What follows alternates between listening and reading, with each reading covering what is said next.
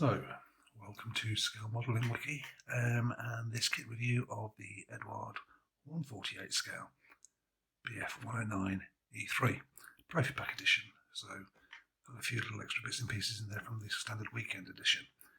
Kit number is 8262 for those who need the kit number to look it up for an order. And really, let's go straight in and take a look. Straight away, you see a very attractive version on the front with the white nose, the yellow 15, and then on the side of the box you can see some of the other options that come in the kit. So you see this kit in total has got 5 different options of aircraft that you can model,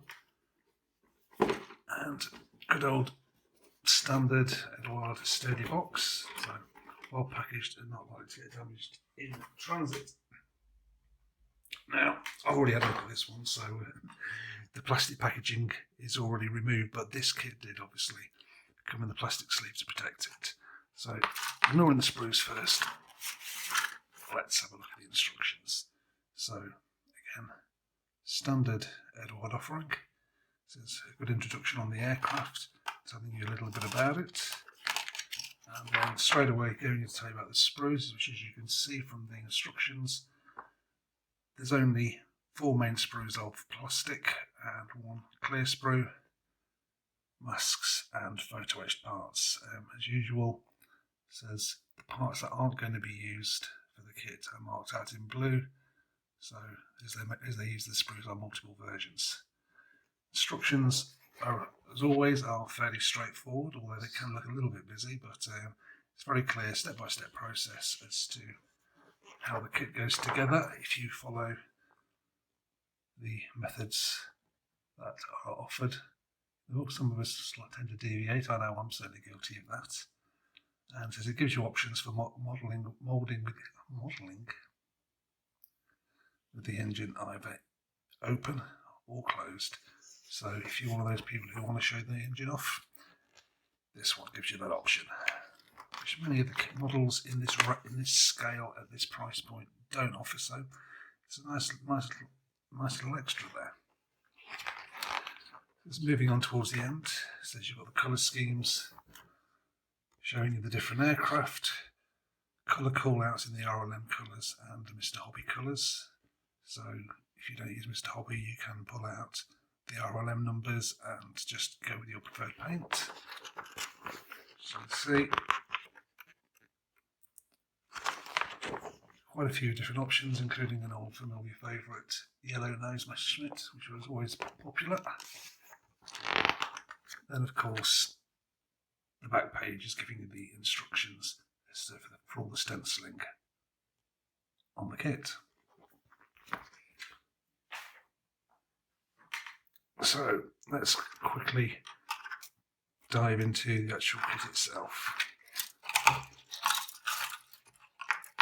So there we go. First sprue is really the fuselage parts and parts of the cowling, and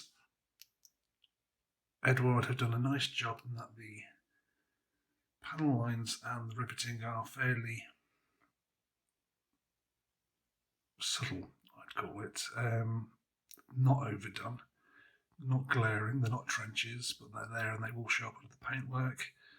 Some people like a little bit less riveting on their aircraft, but you can probably hide these under a little bit of primer as you go along if you spray it on a little bit heavier. So, but I think it's restrained enough as it is, so looking good. It says, looking at my copy, I can't see any nasty sink marks or the moulding signs, which is always good.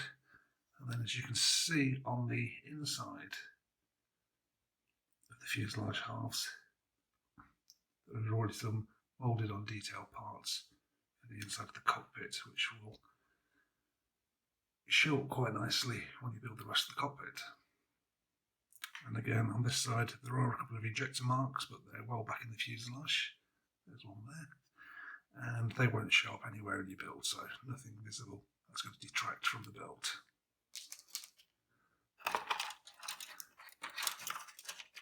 The second sprue, assuming I can actually removed from the other spray, which I got it messed up. I did it again. Nice, clear, very clean in terms of the moulding. There's no flash there at all. The attachment points are very, very thin, so not going to cause any problems when you're detaching them from the sprues. Again, no ejection marks or other marks there to see, so that makes cleanup and preparation, putting the kit together, a little bit easier than some of the other manufacturers can manage to offer you.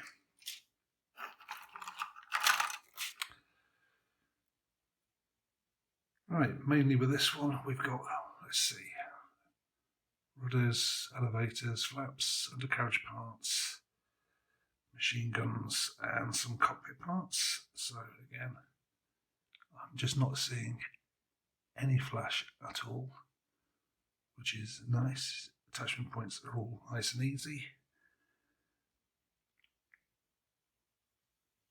And yeah, it's all well fitted. I've got one piece going a bit loose there for the undercarriage, which is probably, if nothing else, shows you how fine the attachment points are on this kit. It says they're not massively thick, so that's always a good thing.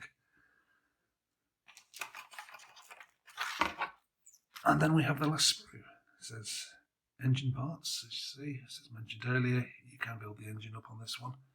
It says I'm sure you can detail it a lot more if you want to, or Eduard will probably have a brassing version available as well if you want to have a more detailed engine. And the rest are mainly predominantly exhaust parts, more parts of the cockpit, and spinner options, which I'm fairly sure we go back to the instructions. I actually only use one of them. But again, nice, clean, nothing in the way that's going to stand out and leave you filling in as you're building the kit out. So yeah, not bad at all. Photo etch parts. Now, some people love them, some people hate them. But if you buy the Profipack version, you are going to get the photo etch parts. I've got to be honest, I tend to use the decals for the dashboard of the cockpit, and I will probably only end up using some of these unpainted parts for the radiators, which I'll know they're there, even though no one else will ever see them again. Foot pedals, maybe, sometimes not. And on the coloured parts, well, I'll definitely use the seat belts, and may or may not use some of the smaller bits. I'll see how it goes. I always try and do the painting and the dashboards myself, but in all, just when you're buying the Profipack version, just for those seat belts and the mask alone, it tends to work out no more expensive buying the Profipack version than the weekend edition than buying the masks and the seat belts afterwards. So, your thoughts and views may vary on it, but it says there's not an awful amount of photo etch there, so it does provide detail, which is nice. It can be used. That's the photo etch. Clear parts, very few clear parts in this kit, and it's one canopy option, and I managed to detach my main canopy, but there we go. It says, I'm not sure how well that shows up, but it is very, very clear. Again, no deformities, no scratches. Well, let's be honest, on a kit like this, you could mask this yourself quite easily. It's not a complicated frame. And the remaining parts of the canopy, gun sight, and that's pretty much all you really need to know about the clear parts. Mask, can't tell you a lot more about that, other than the fact that everyone knows that these come with the kabuki masks to go for the canopy and the wheel options, and always a nice useful thing if you don't like making your own masks. Last but not least is the decals now. So a quick look at these and go through them, because once again, I'm not sure whether Eduard approved their own decals. I don't see any of the manufacturer's name on them, but they have been very nice. Comes in two sets. First set of the stencils. there's enough there for 2 aircraft, I think. And again, very, very clear. There's no distortion. There's no fading, or the colours look in register, and they're very, very sharp. I mean, even with my terrible eyesight, I can just about read everything that's there, so not bad. And finally, the main decal sheet. So you're well and truly covered for the options that are all listed on the model. It says again, there's not a lot of carrier film excess on these. It says again, all very, very clean. The registers on the colours is very good. And historically, I've never had a problem with Eduard's decals, so these should be absolutely fine, even though this one is dated back to 2012. They don't look damaged, they don't look faded or ready to crack, so not a bad thing. So that is the overview of the Eduard kit. Now, let's face it, the market for Messerschmitts is absolutely heaving. You can go to Airfix, you can go to Tamiya, you can go to Hasegawa, Fujimi, you name it, they've got an Eduard, they've got a Messerschmitt 109. Is this one better or worse than the others? Well, I think it's better than some of the others. Is it worse? Is it worse than the others? No, I don't think so. I think it's a nice kit. I think the part breakdown is very simple on it, and I think it builds into a nice kit.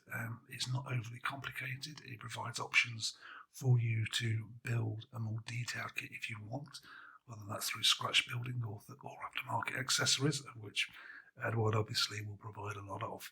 So I think it's a kit that's worthwhile. It's got some nice colour markings, and it is not expensive compared to the competition. So I hope you enjoyed that, and at some point, hopefully, I'll be able to give you a build video of this kit, and then you can see what it looks like built up.